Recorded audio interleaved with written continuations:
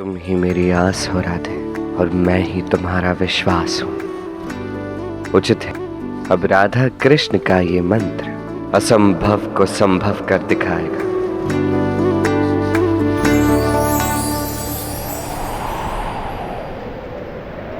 कृष्ण कृष्ण कृष्ण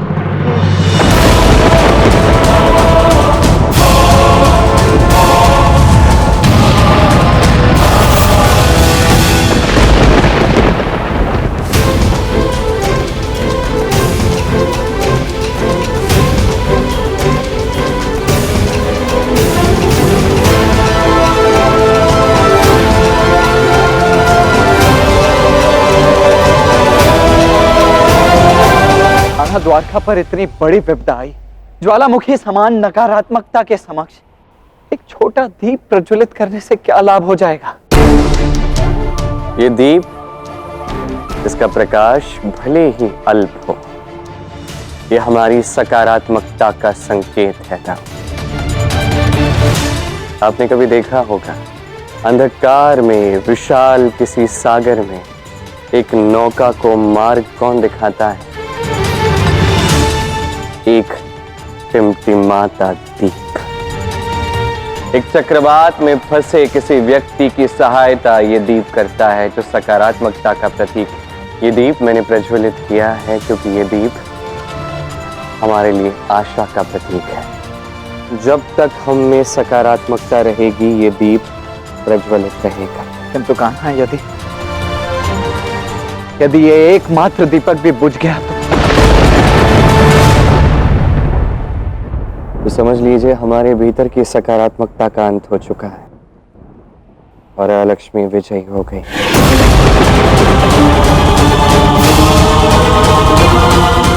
किंतु ऐसा होगा नहीं था, ऐसा हम होने ही नहीं दे सकते।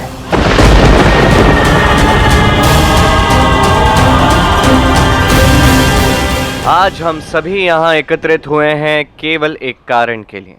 आज मैं आप सबको देवी पार्वती के सती स्वरूप की कहानी सुनाऊंगा। इस कथा को सुनने मात्र से नकारात्मक ऊर्जा दूर हो जाती है। देवी पार्वती की ये कथा ये अत्यंत मनोहरी है।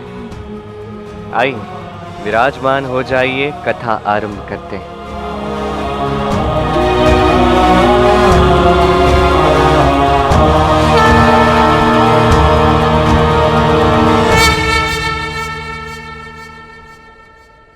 शिव जी को पाने के लिए पार्वती के सती रूप ने अनेक वर्षों तक कड़ी तपस्या की। ये केवल तपस्या नहीं थी, अपितु अपने प्रेम को पाने की एक लंबी यात्रा थी। एक ऐसी यात्रा जिसमें सती ने लगभग सब कुछ खो दिया। एक दिन सती के पिता दक्ष को सती के इस प्रेम के विषय में ज्ञात हुआ, जिससे संबंधित मंत्रों तक को हमने अपने राज्य में प्रतिबंधित कर दिया। तुम उस अघोरी शिव के पास जाना चाहती हो? हमारी पुत्री होकर तुम हमारे सबसे बड़े शत्रु से विवाह का विचार भी कैसे कर सकती हो? जिस क्षण तुमने उस कपाली शिव से विवाह किया, उसी क्षण तुम हमारे लिए मृत समान होगी। मनी, तो मैं शिव से मिलने से पहले थी पिताश्री, अब तो मुझे जीवन प्राप्त हुआ। यदि मैं शिव को छोड़ दूंगी तो पुनः मर जाऊंगी। क्षमा कर पिताश्री।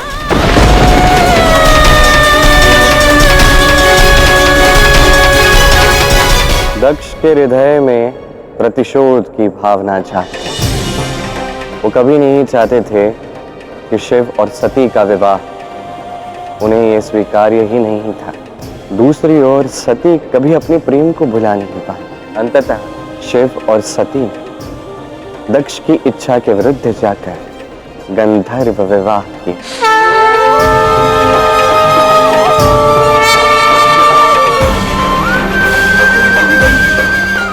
दक्ष सती के इस निर्णय से अत्यंत आहत थे और उन्होंने प्रतिशोध लेने के लिए एक बहुत बड़ी योजना भी बनाई। एक बहुत बड़े यज्ञ का आयोजन किया गया। इसमें अनेक लोगों से अनेक अतिथियों को आमंत्रित किया गया, केवल शिव और सती को आमंत्रित नहीं किया। शिव का ये अपमान सती कभी सह ही नहीं पाई और अपने ही पिता की प्रतिशोध की अग्नि में वो स्वयं ही जल के भस्म हो गए। उसी दुख के वियोग में महादेव सती के शव को लेकर समस्त ब्रह्मांड में भ्रमण करते रहे।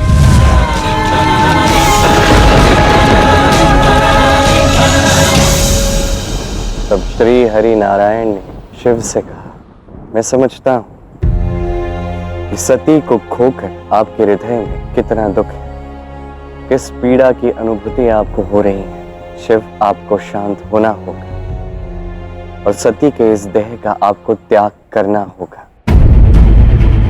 उन्होंने कहा कि त्याग ही सच्चे प्रेम का प्रतीक है।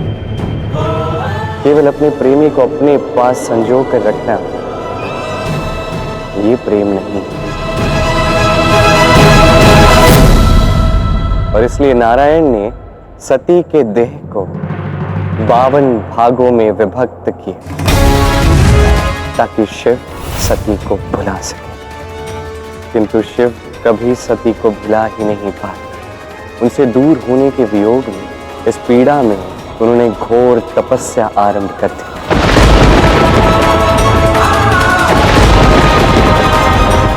दूसरी ओर सती ने पुनर्जन्म लेकर पार्वती के स्वरूप में महादेव को पाने के लिए तपस्या आरंभ की। ऐसी ही तपस्या वो करते गए और अंत में उन्हें महादेव प्राप्त हुए। देवी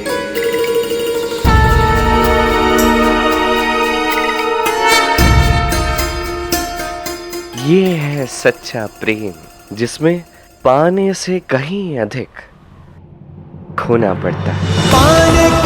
यदि ये त्याग ना हो, यदि इस त्याग का अभाव हो, तो प्रेम भी अपूर्ण ही रहता है। जहां त्याग होता है वहां निश्चित रूप से प्रेम होता है।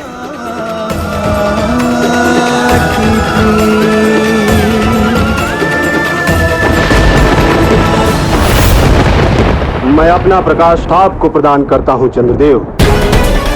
आप इसे अवशोषित कर पृथ्वी की ओर परिवर्तित कीजिए।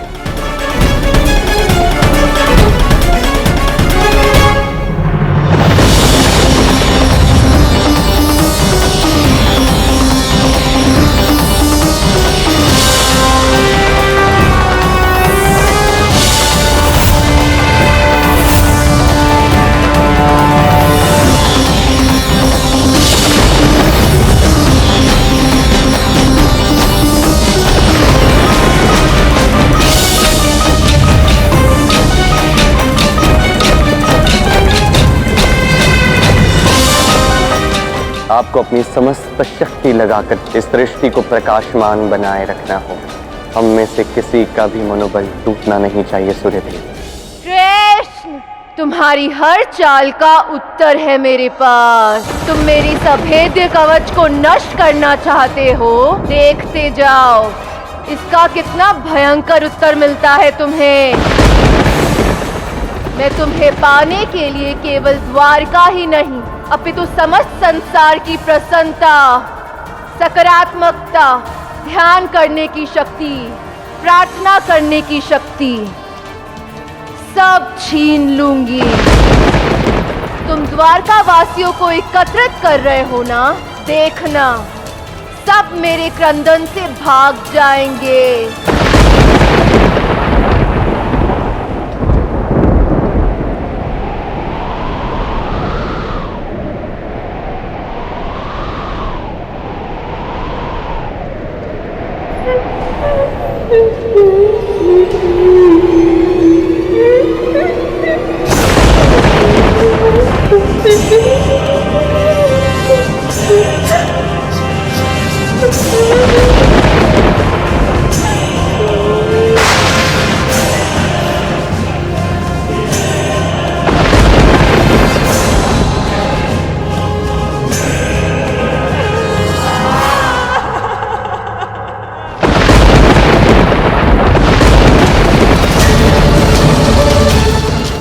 अलक्ष्मी के क्रंदन से मेरी शक्तियां क्षीण पड़ती जा रही हैं। चंद्रदेव, हमें अलक्ष्मी के साथ युद्ध करना होगा।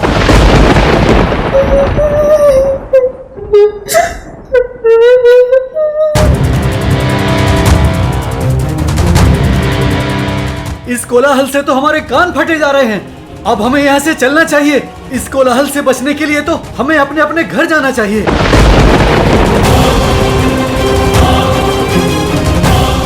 यदि आप सब ऐसे ही चले गए तो कुछ शेष नहीं रहेगा।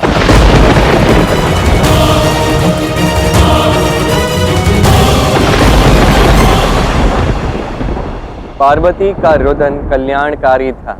यह लक्ष्मी का रुदन है। ये बस हमें छिन्न भिन्न करना चाहता है। इस सब का समाधान आप ही के हाथ में।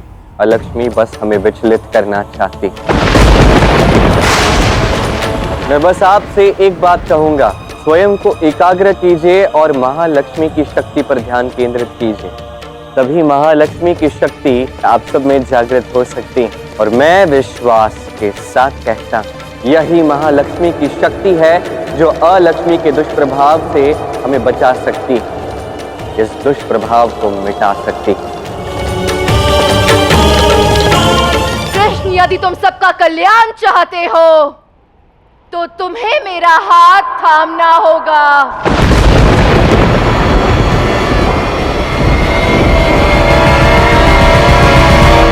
अलक्ष्मी ने ये क्या मांग लिया श्री कृष्ण से? ये तो असंभव है। अभी यदि श्री कृष्ण किसी भी प्रकार अलक्ष्मी को स्पर्श कर लिया तो स्वयं श्री कृष्ण के लिए भी अलक्ष्मी की नकारात्मक ऊर्जा के प्रभाव से बाहर आना कठिन हो जाएगा।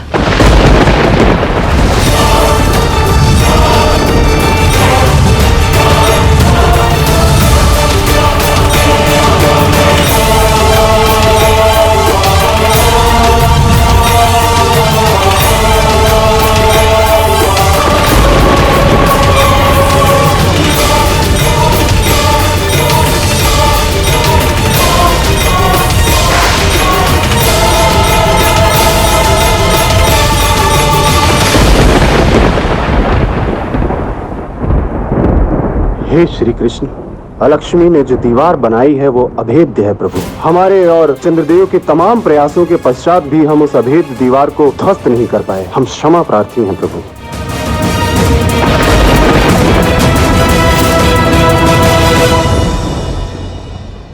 हम जो कर सकते थे हमने किया, किंतु अब और अधिक नहीं कर सकते। हमारे प्रयास भी कम पड़ रहे।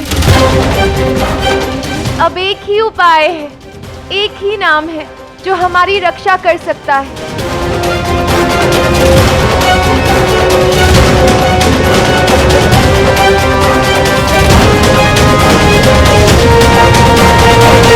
कृष्ण, कृष्ण, कृष्ण।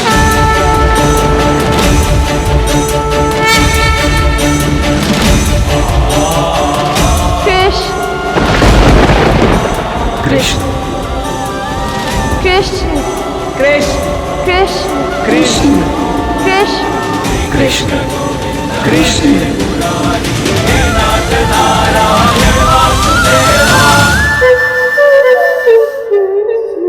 कृष्ण।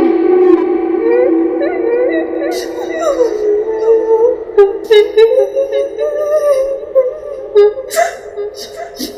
कृष्ण, कृष्ण, कृष्ण। तुम्हारे नाम स्मरण से मेरा मनोबल तो बढ़ रहा है, किंतु अलक्ष्मी का क्रुंदन मुझे दुखी कर रहा है। कितना भावुक होकर क्रुंदन कर रही है वो।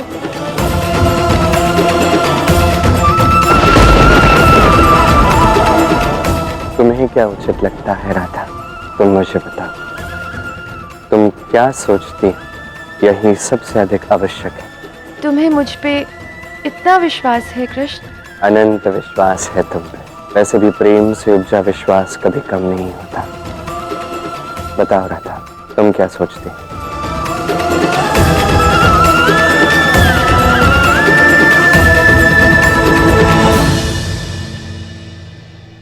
केवल अपने प्रेमी को अपने पास संजो कर रखना ये प्रेम नहीं, त्याग ही सच्चे प्रेम का प्रतीक है। कृष्ण, अब मुझे ज्ञात हुआ है कि मुझे क्या करना है। बताओ क्या करना है?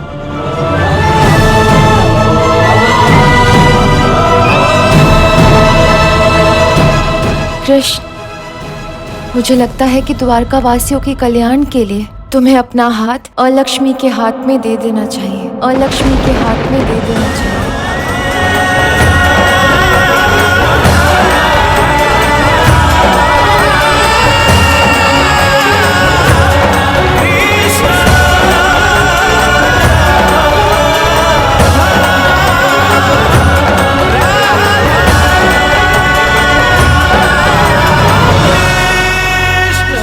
मेरी इच्छा पूर्ण करो कृष्ण।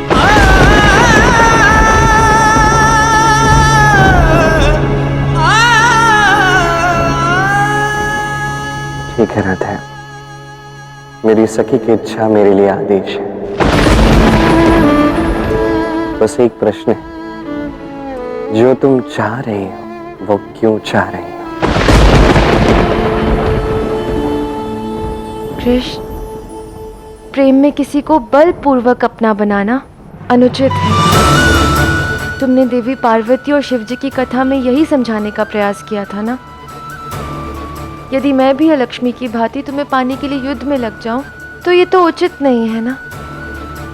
मैं अपने स्वार्थ के लिए द्वारका वासियों के प्राण संकट में नहीं डाल सकती कृष्ण। किसी को बलपूर्वक अपना बनाना अनुचित है।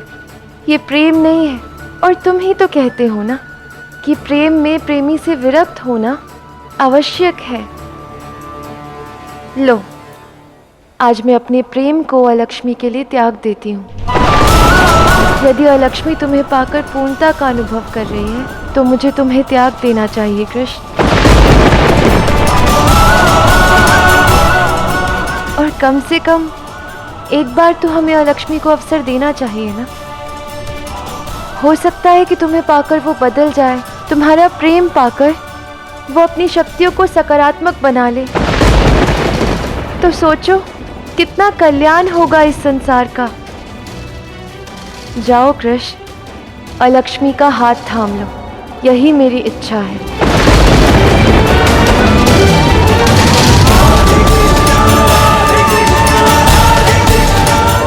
जैसा तुम चाहती हो वैसा ही होगा राधे।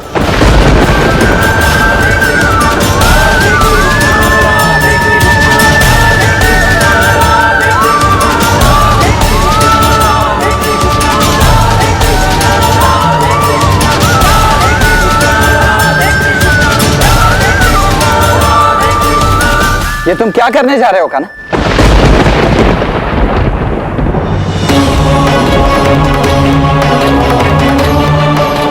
कान्हा, तुम भली भांति जानते हो कि ये अनुचित है। राधा को भले ही ज्ञात ना हो किंतु तुम्हें भली भांति ज्ञात है कान्हा कि इसके क्या परिणाम हो सकते हैं।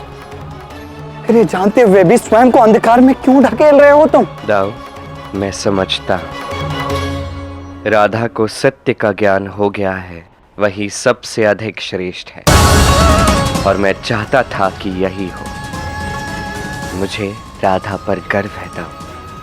इस विकट परिस्थिति में भी राधा केवल त्याग के विषय में सोच रही है, स्वयं के विषय में कदापि नहीं। वो मेरी प्रेम कहानी को पूर्ण करना चाह रही है, भले ही वो स्वयं अधूरी क्यों न रह जाए। बहुत बड़ा कार्य है ये, बहुत आवश्यक है ये। वो इस समय अपना स्थान अलक्ष्मी को दे रही है। ये कदापि सरल नहीं है दाऊ।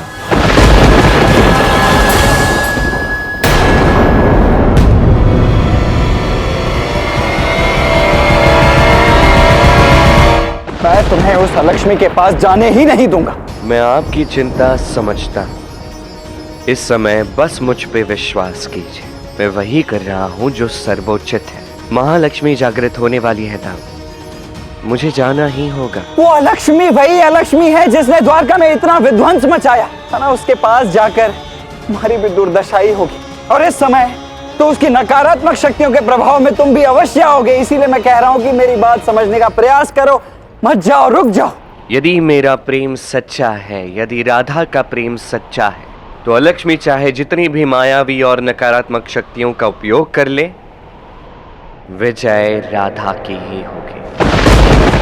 यदि राधा कृष्ण का प्रेम सच्चा है,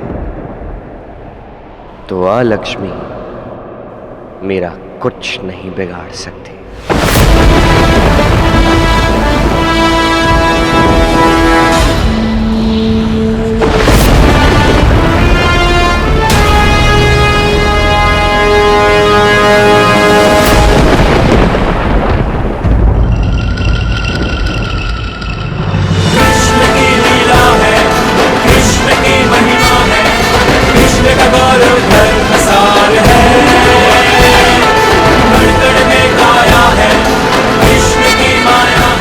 अंततः मेरे प्रेम की जीत हुई।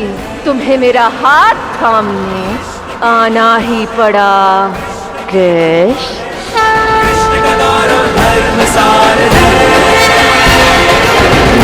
में गाया है, कृष्ण की माया है, जन उद्धार का ये अवतार है।